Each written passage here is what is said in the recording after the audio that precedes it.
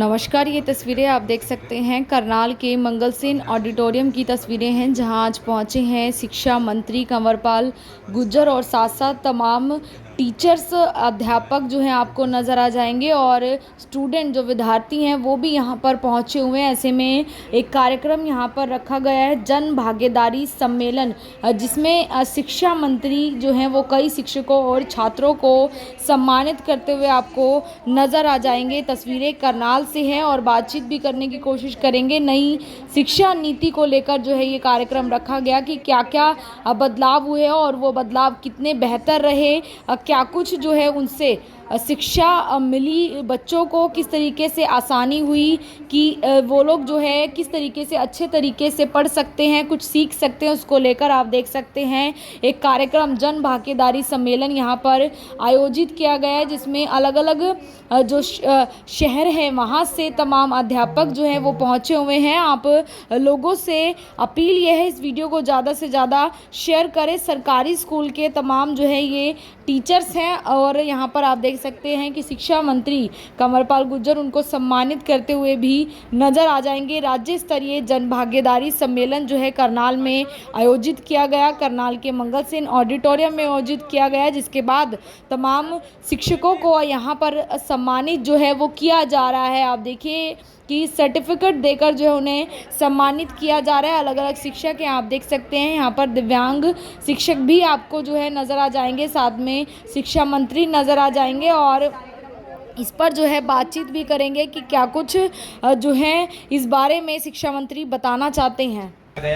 देखिए, अभी जो नेशनल एजुकेशन पॉलिसी आई उसने इस बात पे बहुत जोर दिया। अभी तक काफ़ी इस प्रकार की शिकायतें आती थी कि कुछ बच्चे जो हैं वो 5वीं क्लास तक या 4थी क्लास तक चले गए, लेकिन उनको ठीक तरीके से शब्दों का जोड़ना उनका या अक्षर ज्ञान इस प्रकार का नहीं है।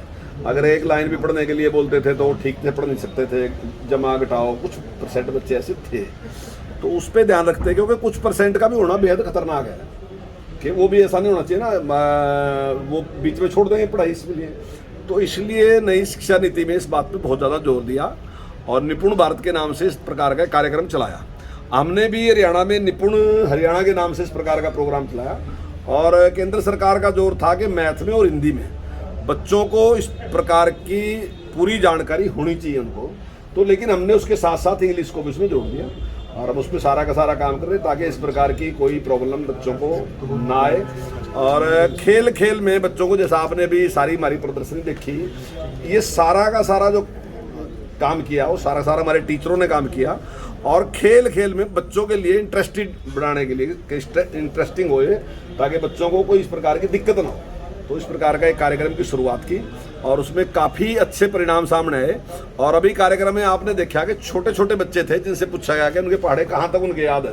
तो मैं समझता हूँ जब हम छोटे थे तो हमें भी 20 तक के याद कराते थे पढ़े, लेकिन ये बच्चे 40 तक के पढ़े। तो अभी वो छोटे बच्चे बोल रहे थे और उसमें वो केवल पहाड़े नहीं बोल रहे थे, आधा पौना और स्वाए का भी पढ़ा बोल रहे थे। जबकि ये हमारे टाइम में भी इस टाइप का आधे पौने स्वाए का पढ़ा मैं भी किसी ने याद नहीं कराया, लेकिन वो काफ़ी बच्चे जो सामने आए आपके, तो काफी बड़ी संख्या में ऐसे बच्चे हैं जिनको इस प्रकार से। अमित शाह जी आ रहे हैं 18 को और 18 को ही रैली है। भूपेंद्र सिंह हुड्डा की हाथी पर सवार होकर पानीपत में रैली पर पहुंचेंगे। देखिए, कौन रोक सकता है साहब, हाथी पे सवार हो चाहे ऊंट पे सवार हो, कहीं भी रैली कर सकते हैं, तो उसकी कोई बात नहीं है। उनकी पार्टी का अपना प्रोग्राम है, वो भी अपना प्रोग्राम कर रहे हैं। और हमें जो 9 साल हमारे पूरे हुए तो उसमें हम पूरे देश में जो है हमारा संपर्क अभियान चल रहा है, उसके तहत हम पूरे की पूरी 10 की 10 लोकसभाओं में हम कार्यक्रम कर रहे हैं। ये हमारा सौभाग्य है कि हमें एक कार्यक्रम अमित शाह जी का मिला और वो हम सिरसा में कर रहे हैं और बहुत बड़ी संख्या में लोग वहाँ उनको सुनने के लिए। कांग्रेस कह रही है कि आपकी सीटें नहीं आएंगी, 2 डिजिट में भी आपकी सीटें नहीं आएंगी। देखिए, कांग्रेस ने पिछली बार भी लोकसभा में रघुवीर सिंह कादियान जी ने कहा था कि अगर एक सीट भी आएगी तो आप दिखा देना, और उसके बाद आपने देख लिया कि हमने सरकार बनाई।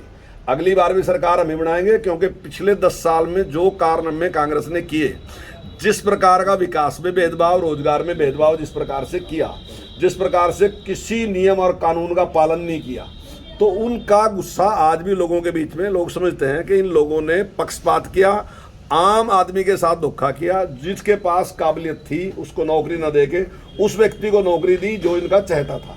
उससे केवल उनका नुकसान नहीं, देश और प्रदेश का भी नुकसान है।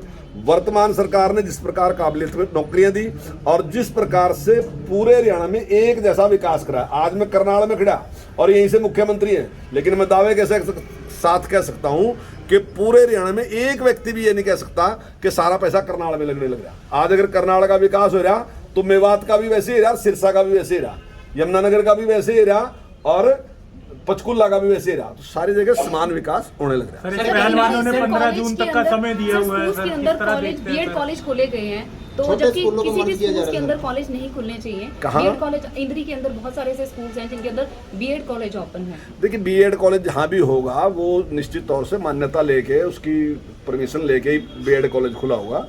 अगर कोई उसमें नियमों में कुछ गड़बड़ है तो अगर हमारे पास कंप्लेंट आई तो कार्रवाई करेंगे। पहलवानों का मुद्दा है सर, 15 जून तक का अल्टीमेटम दे रखा है, आपको लगता है क्या कुछ निकलेगा? देखिए, सरकार ने जो करना चाहिए वो सरकार ने सारा किया। हर चीज की इंक्वायरी होनी चाहिए और मेरा मानना यह है दोषी को सजा मिलनी चाहिए, निर्दोष के को सजा नहीं मिलनी चाहिए। कौन है सर दोषी? तो नहीं, देखिए मैं थोड़ी फैसला कर सकता हूँ। इंक्वायरी है और पुलिस उसकी जांच कर रही और जल्दी जांच सामने आ जाएगी। अगर गलती है तो सजा होनी चाहिए। सर, सीईटी की परीक्षा को लेकर कल कांग्रेस प्रदर्शन करेगी, दीपेंद्र हुड्डा आए और इससे पहले भी जब सीईटी की परीक्षा हुई तो छात्रों ने विरोध किया था, प्रदर्शन किया था, क्या कुछ कहेंगे? नहीं, देखिए इस प्रकार का कोई क्यों प्रदर्शन कर रहे हैं, किस बात के लिए प्रदर्शन कर रहे हैं?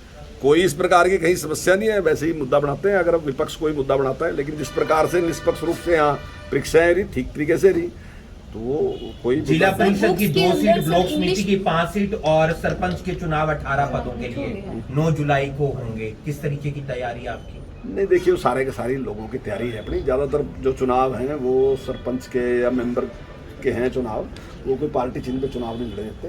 तो चुनाव होंगे, बहुत छोटा चुनाव है, इसमें कुछ जिला परिषद की होंगी, तो ये कोई पार्टी पे चुनाव नहीं लड़ेंगे, ऐसे ही अपने आप चुनाव। स्कूल्स के अंदर प्राइवेट पब्लिशर्स की बुक लगाई जा रही है, शिक्षा विभाग पल्ला झाड़ रहा है उससे। देखिए, हमने सारी की सारी गाइडलाइन जारी कर दी। अगर अभिभावक कोई शिकायत करेंगे इस प्रकार की कि इस प्रकार से थोपी जा रही, तो निश्चित तौर से कार्रवाई करेंगे। आपको नहीं लगता कि कुछ डिसीजन लेना चाहिए? ये तो नहीं, हमने डिसीजन ले रखा कि एनसीईआरटी की बुक्स लगाएंगे। हमने डिसीजन ले रखा 10% से ज़्यादा फीस नहीं बढ़ाएंगे। हमने डिसीजन ले रखा कि 3 साल तक वर्दी का जो कलर है वो चेंज नहीं करेंगे।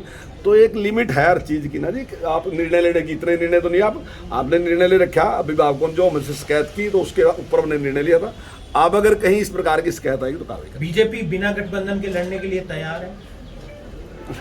देखिए, कोई सवाल नहीं है, अभी गठबंधन की कोई बात नहीं है, कहीं नहीं है। बीजेपी अकेली लड़ी, उसके बाद सरकार बनाई, बीजेपी अकेली लड़ी, दूसरी बार सरकार बनाई। ठीक है, दूसरी बार हमने गठबंधन के साथ, हमने चुनाव नहीं गठबंधन में लड़ा, लेकिन आने वाले टाइम में जो हाईकमान निर्णय रहेगा उसके साथ लड़ेंगे। कांग्रेस, एक लास्ट सवाल सर, कांग्रेस की जो गुटबाजी है उसको आप किस तरीके से देखते हैं? नहीं, देखिए उनकी पार्टी का अपना मामला है, सारे देश को पता है, वो उनकी आदत बढ़ चुकी है। जो भी है वो उनका अपना विषय है, उनकी पार्टी का जो गुटबाजी है, तो मैं उसमें क्या कह सकता हूँ। वो अपने आप उसको ठीक करेंगे या बढ़ाएंगे तो वो उनका अपना विषय है।